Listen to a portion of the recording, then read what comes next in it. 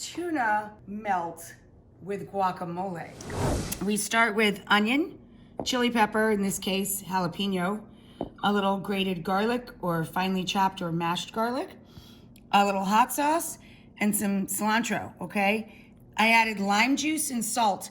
And you see all that juice? That's what makes it super flavorful, because the salt draws out the liquid and the acidity brightens the flavor. I cut into the avocado all the way around and you pop it open. If it doesn't look great, you can move along, but this one looks pretty good considering, right?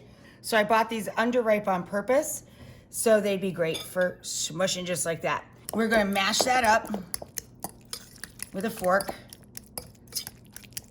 This can take a whole can of tuna, but I think I'm just gonna put in half because I'm just making 2 and save the rest for another recipe.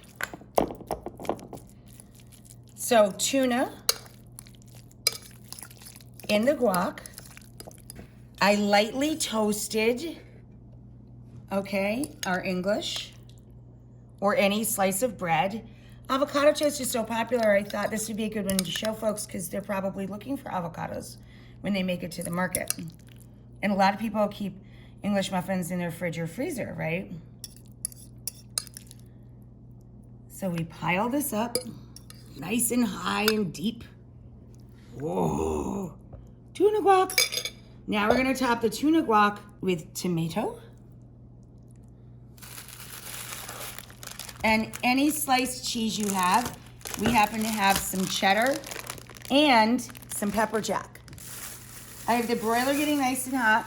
The oven rack's in the middle of the oven. And now we'll put pepper jack and cheddar on John's and just pepper jack on Mommy's.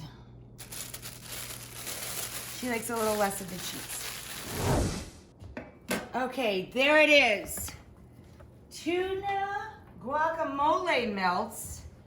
Let me just grab a fork. Stay there, I'll meet you right there.